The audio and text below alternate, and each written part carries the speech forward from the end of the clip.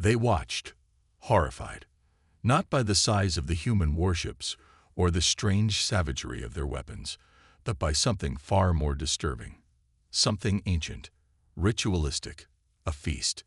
As the final countdown to battle echoed across the human fleet, thousands of soldiers gathered, not to train, not to arm themselves, but to eat, to feast.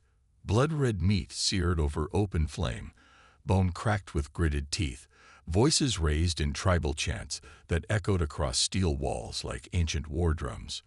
And the aliens, those proud, calculating observers of galactic warfare, felt something they had never known before: true fear.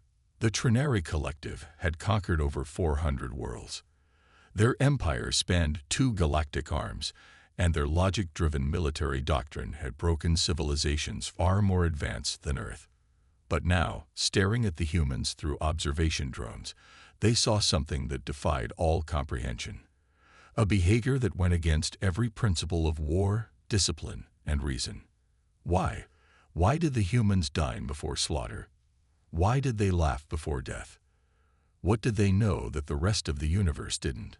Let's rewind the story just a little. Humanity had not been invited to the stars. They clawed their way in. When Earth's transmission of the Third Orion Treaty was intercepted by the Galactic Accord, the vote was nearly unanimous. Humanity must be contained. Their violent history, unpredictable innovations, and emotional volatility made them a threat to interstellar stability. A species that celebrated chaos was simply too dangerous. So they sent the Trinary. Precision, logic, efficiency, the galaxy's cleanest scalpel for removing infection. The Trinary had studied Earth for years, our languages, our myths, our wars. They thought they knew us. They didn't. Because what no data point could explain was why human commanders encouraged something so primitive before their bloodiest battles. The Trinary's highest mind clusters debated this ritualistic consumption endlessly. Was it chemical conditioning? Genetic instinct? Perhaps it was nutrient optimization, fueling the body for combat. But no, that wasn't it. The energy yield was inefficient. The timing was irrational. And the emotions involved were terrifying. As Trinary invasion fleets crossed Neptune's orbit, human fleets stood ready, not in fear, but in celebration. War horns blared from the decks of massive carriers. Fire pits were lit inside the barracks of Mars Command. Soldiers, clad in exo-armor, danced with drinks in hand, some crying, others laughing, all alive in ways the Trinary couldn't understand.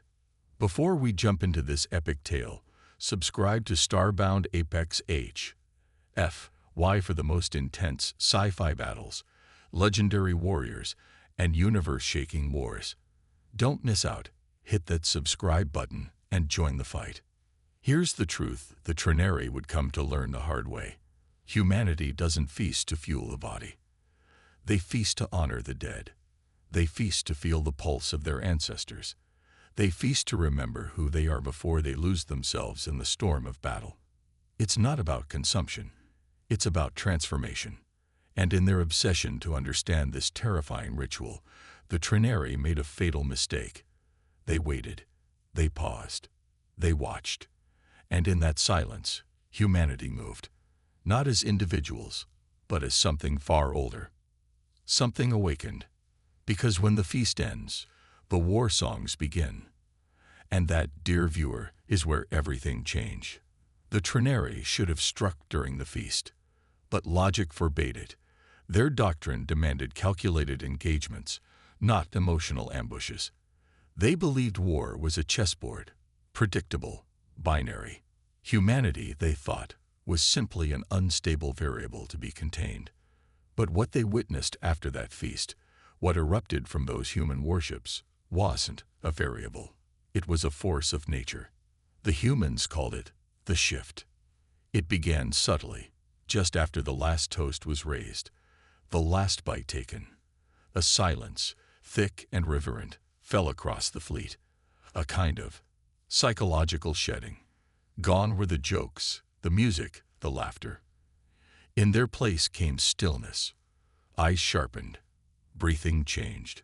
Bodies tensed not with fear, but with focus.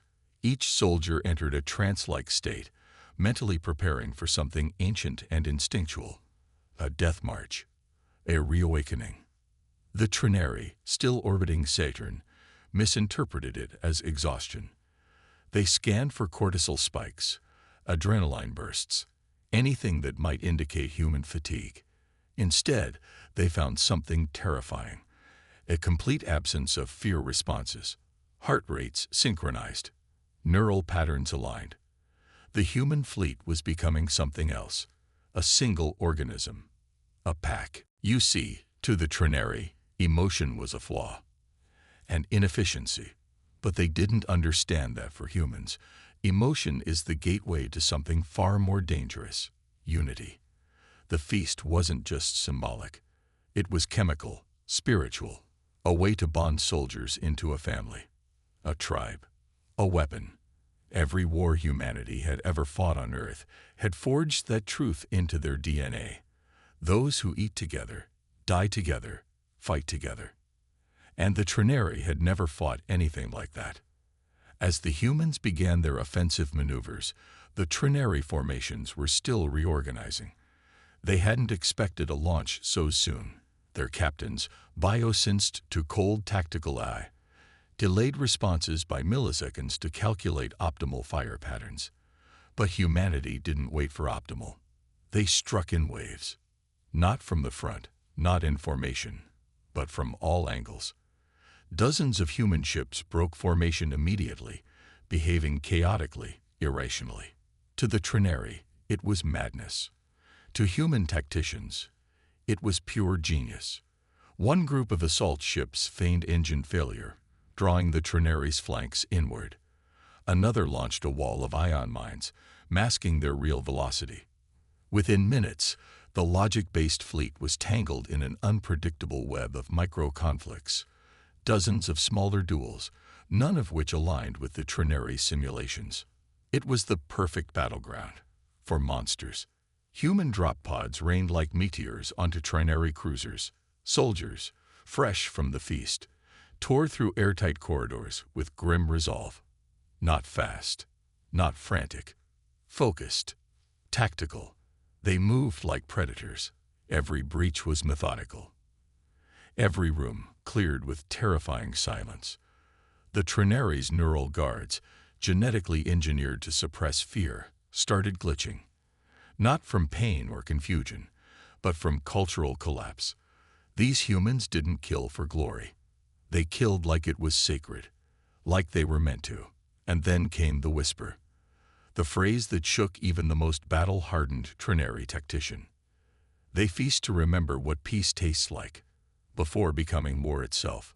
The message had leaked, an intercepted human transmission, spoken softly from one officer to another during a boarding up. It wasn't meant as a threat. It was a ritual, a prayer, a declaration that war wasn't a game to humanity. It was transcendence. The Trinary central node demanded real-time emotional readings of the humans mid-battle. The results: euphoria, calm, purpose. It made no sense. They were outnumbered, outgunned, and yet they fought like gods. Because to the humans, death wasn't an ending. It was a rite of passage, a continuation of the feast. Here's what chilled the Trinary to their core. Every time a human fell in battle, the others didn't break. They didn't hesitate. They moved faster, harder, more precise. Because that fallen soldier had shared the feast, they had become part of the tribe. And in that bond was a promise. You will not be forgotten. You will be avenged. And so, battle by battle, feast by feast, the galaxy began to whisper something the Trinary had tried so hard to prevent. Humanity has remembered who they are, and the stars will never forget it. The Trinary had initiated a campaign to quarantine Earth, but what they didn't realize was that Earth had never been a place. It was a people, a hunger, a storm that had just begun to feed. The Trinary had once studied Earth from afar, like anthropologists examining a primitive culture, fascinated, even amused, by humanity's obsession with conflict, ritual, and symbolism. But now, all that curiosity had curdled into something far darker: terror. After the initial assault, the Trinary retreated from Saturn's outer rings, but not before recording terabytes of footage and telemetry. Their science cast scrambled to decode the behavior of this post-feast transformation. Every pattern, every neural spike, every deviation from known military logic was fed into their predictive response algorithms. And yet, no matter how much they modeled, their systems kept producing the same impossible outcome: human victory at statistically impossible odds. It shouldn't have worked, but it did, because their algorithms didn't account for one terrifying truth: humanity doesn't fight to win. Humanity fights because it remembers loss. The Trinary began digging into human history like archaeologists unearthing a tomb they never should have opened. They expected crude wars and tribal bloodshed. What they found instead shattered them. Generations of soldiers who fought with tears on their faces and songs in their hearts. Warriors who carved memorials before battles had even ended. Armies that paused mid-war to bury their dead with honor, then returned to the fight with rage sharpened into strategy. No other species in known galactic history had done this. Others fought for territory, control, preservation. But humans? They fought for ghosts. And this was the secret behind the feast. What the Trinary misunderstood as primitive gluttony was actually a communal reckoning, a moment to remember Earth, families, laughter, all the things that made peace worth protecting. It wasn't about nourishment. It was about anchoring the soul, because once they entered battle, humanity didn't just aim to win. They became the memory of every lost soldier who came before them. The Trinary Military Command, shaken by the Saturn engagement, initiated Protocol Severance, a temporary hold on all human encounters. Their fleets fell back to the Calinary Drift to regroup. In the meantime, a joint tribunal was formed, a multi-species think tank designed to reevaluate humanity's threat level. Members of species once neutral or even friendly to Earth were summoned. Data was shared, footage reviewed, and slowly a picture began to emerge, one even darker than what the Trinary had initially feared. A Varkal general, old and blind from centuries of war, was the first to speak the heresy aloud. The humans don't just prepare for battle, they revere it. That feast, it's not prelude, it's penance. They weren't celebrating, they were grieving. The feast, then fight. It was a sequence, an emotional anchor before they unleashed their demons. That ritual grounded them, not in rage, but in purpose. Humans didn't lose control in combat. They embraced it fully, with discipline carved from sorrow. The kind of discipline only those who had known true loss could understand. And then came the recordings. From the front lines. Helmet cams retrieved from Trinary dead zones. Static-filled footage of human soldiers whispering names. Some were loved ones, others fellow Marines already lost. One soldier was caught pressing his forehead to a bulkhead just before breaching an enemy cruiser, whispering, "For Dad, for El Paso, for the kids at the orphanage. I remember. I always remember." That wasn't war. That was legacy turned into fury. The Council's analysis team tried to discredit it, suggesting it was an isolated psychological aberration. But more footage proved otherwise. A pattern, not an exception. From the jungles of All-4V to the desert moons of Kepler 22 bits, humanity fought with memories behind their eyes and ghosts at their backs. The feast was never about strength. It was about surrendering everything they loved, so they could give themselves entirely to the fight. And that, above all, is what horrified the alien coalition. Because it meant humanity couldn't be predicted, couldn't be deterred. You could kill a human's body. You could even decimate a fleet. But if they had feasted together, if they had remembered what they were fighting for, then they would keep coming. Not because they had nothing to lose, but because they had already lost it once. The whispers began again in the shadows of galactic diplomacy.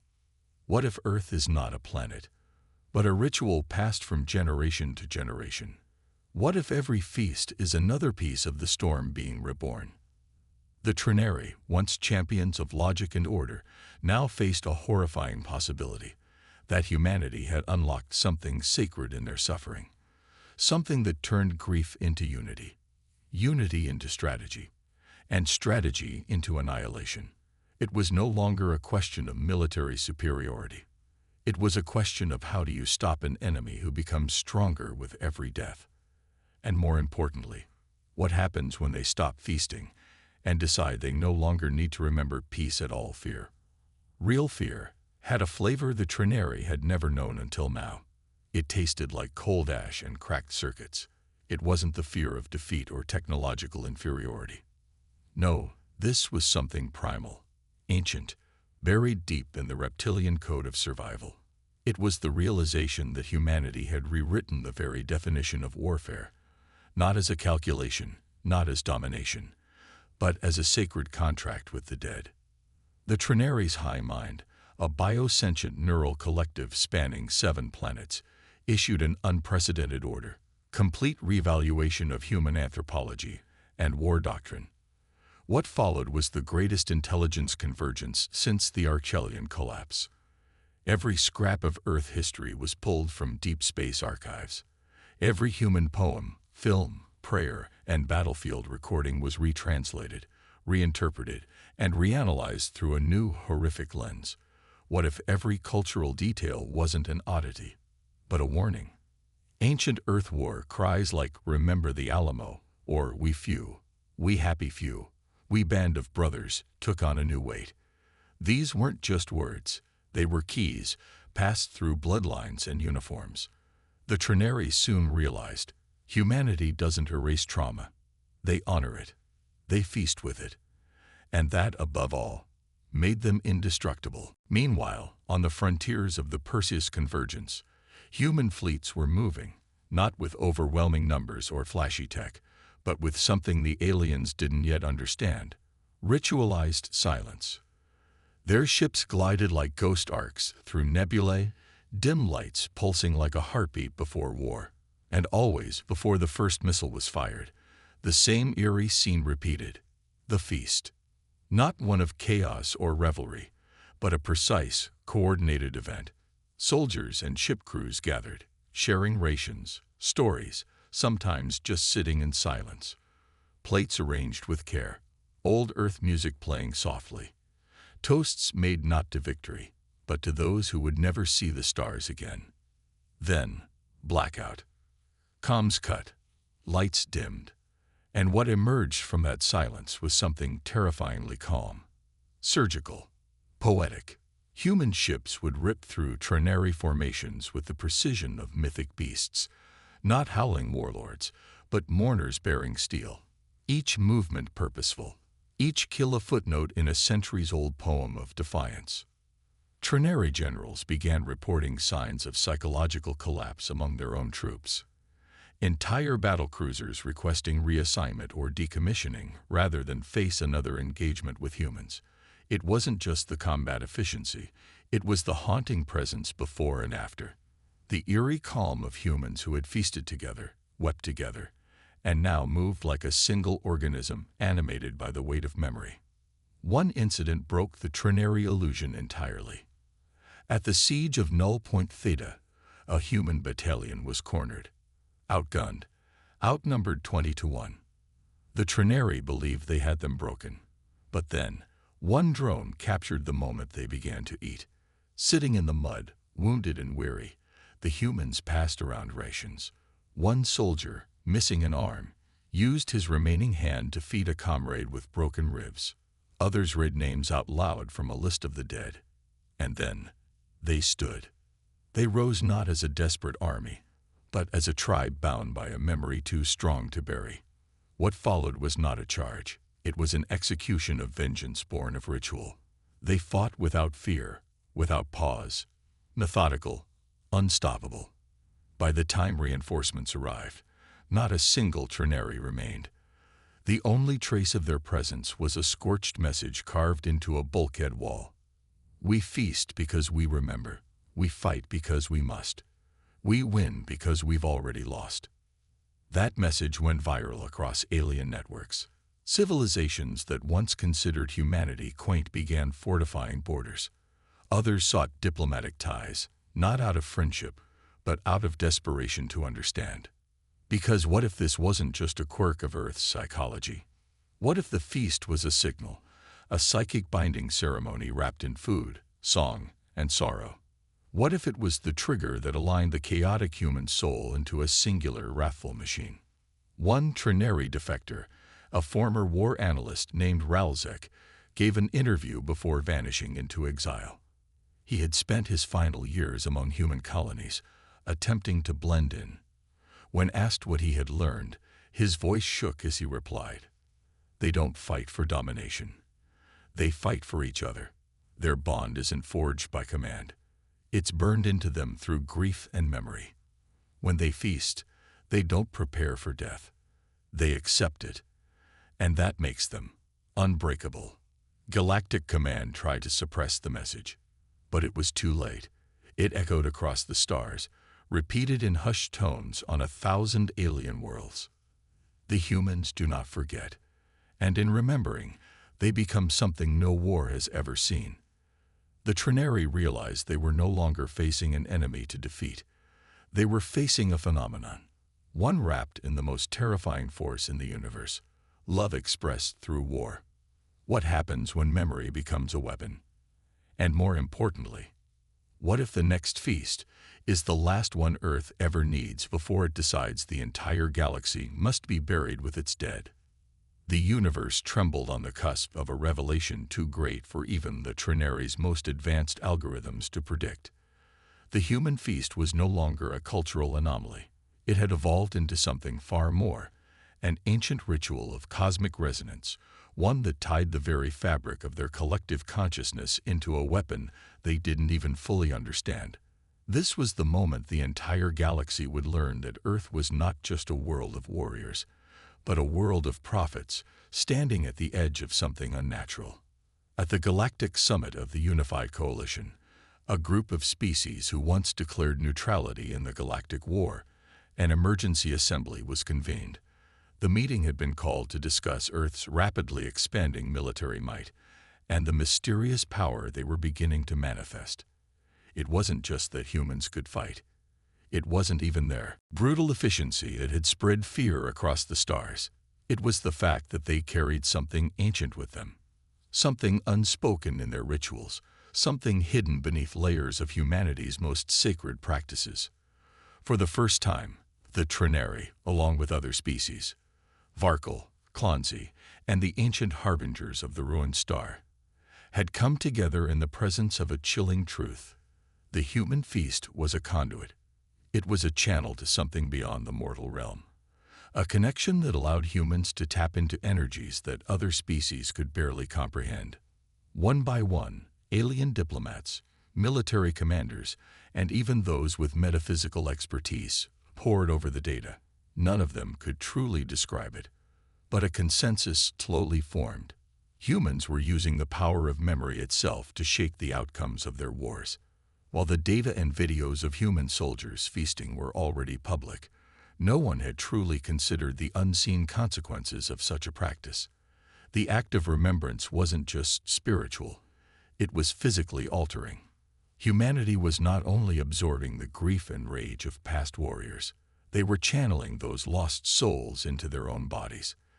The ritual, while appearing to be simply an emotional release, was actually unlocking hidden potential, power that flowed like ancient rivers through the collective human psyche, coursing into the very marrow of their soldiers' bones.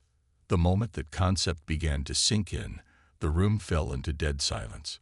The Harbingers, who had watched the rise of countless civilizations fall into dust, were the first to speak. Their voice, a deep, gravelly hum that resonated through the minds of all present, pierced the silence. They are no longer mere mortals. They are an incarnation of all those who have fought and fallen before them. What they have unlocked is the power to resurrect the past. The council gasped. It wasn't just war they were witnessing anymore. They were witnessing a transformation of human identity into something immortal. it became clear. Humans weren't just a race bent on survival. They were now channeling the essence of those they had lost into living vessels, manifesting as beings far more resilient than any physical force could explain. This, they realized, was why humanity couldn't be broken. The Trinary now questioned everything they thought they knew about humanity's nature. What began as a strategic war move, a simple fight for survival, had turned into an unstoppable force with an ethereal power. But this realization led to a terrifying paradox. As more footage from battlefronts was analyzed, a disturbing pattern emerged. As human soldiers fought with more intensity, their bodies, their minds, even their souls began to warp. At first, the soldiers seemed to be operating as an unrelenting collective, fighting with the fury of entire generations within them. But over time, something darker began to manifest in their eyes. The cold, distant expression of something ancient looking back at them from within. The humans had become more than just the sum of their memories. They were becoming their ancestors. And as their ancestors filled their veins, so too did the anger, sorrow, and violence of the past. The more they fought, the more the memories began to consume them, pulling them deeper into an abyss where the line between the living and the dead began to blur. Human warships, once sleek and precise in their movements, began showing signs of a disquieting organic shift. Their technology, fused with memories, was evolving into something that no longer resembled any known fleet. It was as if their ships were alive, pulled by an instinct that was not technological but biological. And there was one more thing. Those same ships, now powered by the collective rage and grief of thousands of dead humans, began emitting an energy signature unlike anything recorded in the galaxy. It wasn't just weaponry. It wasn't just a new form of propulsion. It was a disturbance in the very fabric of space itself, a subtle warping, a ripple in time, as if humanity was pulling the past into the present. What did this mean? No one knew. But as more reports filtered in, it became clear that the line between the living and the dead was beginning to blur. A few reports even suggested that the human fleet had begun hearing voices, not voices from within, but whispers of the lost dead, guiding them on their missions. Ancient souls who had once fought for Earth, now rising again as spectral commanders, urging the living to fight even harder. This power, this connection to the dead, was something no one had ever conceived of before. It wasn't just a simple military advantage, it was a cosmic rift that no force in the galaxy could easily combat. And with this new power came an equally chilling realization. The humans were no longer just fighting for Earth. They were fighting to bring the entire galaxy to its knees, so that every fallen soldier in history might rise once more to take their vengeance on the living. The Trinary, the Varkal, the Clancy, every species in the galaxy knew it now. They had underestimated the humans, and now the dead walked with them. What would happen if humanity, emboldened by the power of their ancestors, decided that their war was not just against invaders, but against everyone who had ever wronged them? The Trinary were no longer in control of the narrative. Neither were the Varkal, the Clancy, or any of the other galactic races that had once viewed themselves as the supreme power of the cosmos. What had started as a simple observation, a strange human custom, had escalated into something far more sinister, far more dangerous. Humanity's newfound connection to the dead was unraveling the very rules of war and reality itself. As the warships and battle tactics of the human fleets grew ever more unpredictable, the alien races that had once seemed unshakable were thrown into confusion. The galactic commanders, once so sure of their superiority, were faced with something they could not comprehend, let alone defeat. But what were the humans really doing? What did this growing power mean for the future of the galaxy? The answer, it seemed, lay buried in the ancient Earth archives, a collection of knowledge and history locked away in an undisclosed vault beneath the ruins of Earth's greatest city, now long abandoned. As the war continued to rage, human scholars, historians, and military strategists worked in secret to decipher a mystery hidden deep within their own collective unconscious. The archives contained more than just the history of human civilization. They contained memories of past warriors who had fought throughout history, even long before the dawn of recorded time. The humans had always believed their ancestors to be gone, but they were wrong. The spirits of those warriors never left. They lived on in the depths of the human soul, passing from generation to generation. The more they fought, the more these lost souls were awakened, and the spirit of war itself was resurrected. The truth was unsettling. The humans had never really been fighting with their bodies alone. They were waging war with their very essence, with the very souls of their ancestors, those who had fought for their survival before. The moment the dead began to rise, there was no turning back. The first alien to truly understand this terrifying power was General Farvis of the Varkal, a seasoned military strategist who had spent decades analyzing humanity's strengths and weaknesses. He had watched them grow from a small, insignificant species into one that dominated the galaxy with an uncanny ferocity. But when he discovered the truth about their connection to the dead, his worldview shattered. Farvis was called to the battlefield to face a human fleet that had mysteriously grown stronger, faster, and more intelligent, as if their very ships themselves had somehow evolved. What he didn't know was that his fleet was being watched, not just by the human soldiers on the ground, but by the spirits of Earth's greatest warriors, their restless souls now guiding humanity's hand as they prepared for battle. It was during a critical moment in the battle, a time when both fleets had fought to the edge of exhaustion, that the Varkal fleet made a grave miscalculation. In an effort to break the human lines, Farvis unleashed his fleet's ultimate weapon, a subspace bomb that was designed to warp the fabric of space and create an unstoppable gravitational collapse. But just as the bomb was detonated, something unprecedented happened. A ripple passed through the battlefield, a shockwave that froze the explosion midair. The fabric of space itself stretched and warped. The bomb's power was neutralized as if the very souls of humanity's dead ancestors had intervened, warping the fabric of space with a force no one could understand. From the human fleet, an unearthly voice echoed across the communication channels. It was a deep, resonant voice, filled with the sorrow of the ages, the voice of Earth's greatest fallen warriors, who had been called forth from the afterlife to exact vengeance. Their voices resonated in the minds of every alien, shaking them to their very core. We are the past, we are the present, and we are the future. The Varkal fleet froze.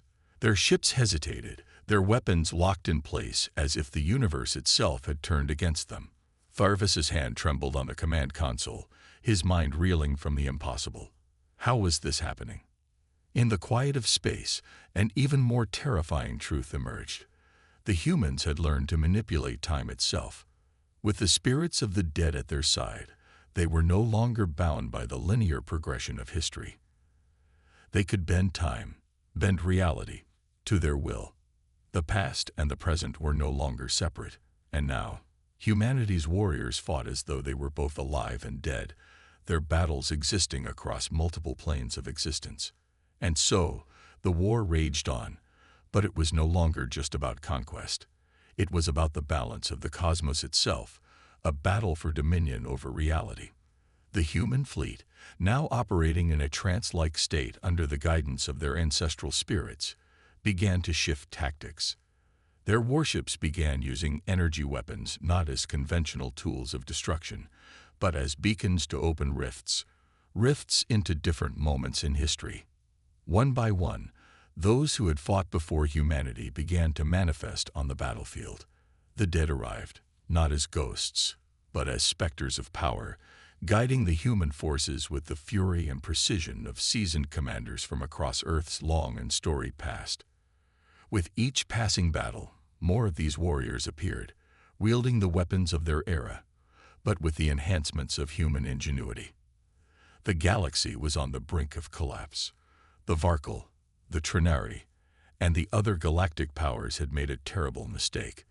They had underestimated the power of the human soul and the energy it could unleash when combined with the spirits of the dead. As the final battle approached, the question became clear.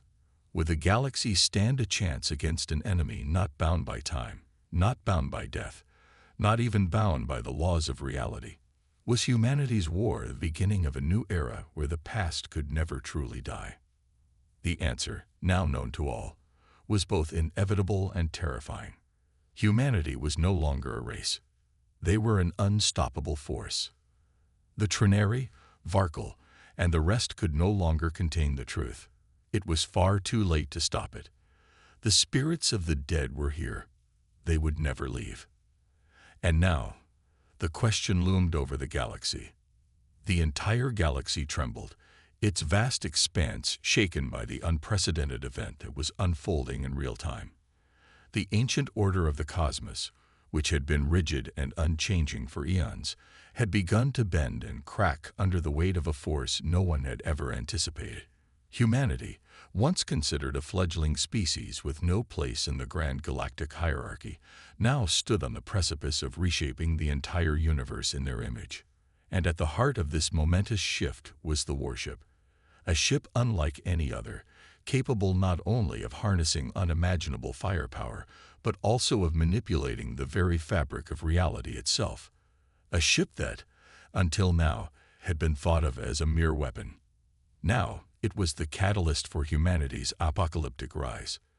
But it wasn't just the ship that held power. It was the humans themselves, their warriors possessed by the spirits of their ancestors, who were now far more than mere relics of the past. These spirits, united with human will and technology, had become something far more terrifying. A manifestation of willpower made real. The final battle was upon them, and humanity's enemies had no idea how to stop it. For the Trinary, it was their last stand. The once mighty civilization, which had for centuries ruled over the galaxy with a calculated coldness, found themselves cornered. Their fleets, their best strategies, and their alliances were nothing more than paper tigers in the face of this new terrifying force. For the first time in their existence, they feared death, for they had seen what humanity could do, what humanity had already done to reality itself. General Tharvis of the Varkle, who had been one of the first to witness the terrifying new weapon humanity had become, was now on the brink of losing everything. The haunting voices of humanity's fallen warriors had been echoing through his fleet's communication channels, causing madness and despair among his soldiers. Some of his own soldiers had deserted, unable to bear the presence of the restless dead. The spirits, once thought to be forgotten, were now a tangible presence, a dark force that bent the very will of their hosts to conquer the galaxy. But the true horror wasn't just the presence of these spirits, it was the power they wielded. For the humans were no longer simply soldiers following orders. They were vessels, vessels through which the past pulled into the present. The most shocking revelation came when the leaders of the Varkle Alliance received reports from their farthest outposts. Entire human fleets were appearing out of nowhere, and more disturbingly, ships from different points in Earth's history were arriving. Ancient warships, some of which had been long thought to be wrecked on distant shores or buried under layers of time, had materialized, appearing as though they had never aged a day. The impossible had occurred. Earth's military might, spanning centuries, had been woven into the fabric of the present. Humanity had unlocked the ability to pull the past into the now. The ships that had fought battles in the Civil War, World War II, and the Napoleonic era were now fighting in a war against the most advanced alien forces in the galaxy. It was as if humanity had unlocked the power of time travel, but instead of sending soldiers forward, they had pulled warriors from every moment in their history back into existence, armed with their era's technology and knowledge. At the center of the battle, humanity's most feared warship, the Resolute, loomed like a dark, unstoppable monolith. Its design was something unlike anything seen before, a fusion of ancient human ingenuity and the advanced technology of the human spirit. It was alive, not in the traditional sense, but it was connected to the dead, a conduit for their combined knowledge and power. With every battle, its influence grew stronger, and it became clear to the other alien races that it wasn't simply a warship. It was a harbinger of destruction, a literal catalyst of chaos that would change the galaxy forever. The Trinary Council, once confident in their supreme command over the galaxy, now found themselves facing the destruction of their civilization. They had underestimated humanity's potential, believing their warriors to be weak and naive. Now, the war had become a fight for the very existence of their species, and they knew, deep down, that they had no hope of surviving. As the Resolute fired its weapon for the final time, the entire battlefield seemed to pause. The galaxy itself seemed to hold its breath as the blast of pure, condensed human will, the collected strength of humanity's greatest warriors, ripped through space. Entire Trinary fleets were wiped out in an instant, their ships disintegrating into nothingness as the ghosts of Earth's ancient heroes guided the human forces to their inevitable victory. But there was a catch. Humanity's victory did not come without a price. The more they pulled from the past, the more the line between the living and the dead blurred. The warships, once created with the aim of preserving human life, were now filled with the echoes of their fallen ancestors. Humanity had tapped into an energy that was far greater than they could have ever imagined. And the consequences of that power were yet to be fully understood. The battle ended, but the war was far from over. As the human fleet began to disperse, rumors spread across the galaxy of a secret pact, a pact made between the living and the dead. The question on everyone's mind, was this the dawn of a new age, where the dead would forever fight alongside the living? And more terrifyingly, was there any way to stop it? In the silence that followed, the universe trembled, for there was no longer a question of whether humanity would rise to dominate the stars. The question was, how far would they go? As the last remnants of the alien fleets retreated into the darkness of deep space, the humans stood victorious. But they were not the same. They had forged a connection between the living and the dead, a bond that, once established, could never be broken. And so, the true nature of the human race was revealed, not bound by time, not bound by death. The war was over, but a new chapter was just beginning. What will humanity's next move be in this new impossible reality? And what happens when you can never truly escape the past? Comment below with your thoughts, and don't forget to like, share, and subscribe for more epic, universe-shaking stories. You won't want to miss what's coming next from StarBoundApex HFY.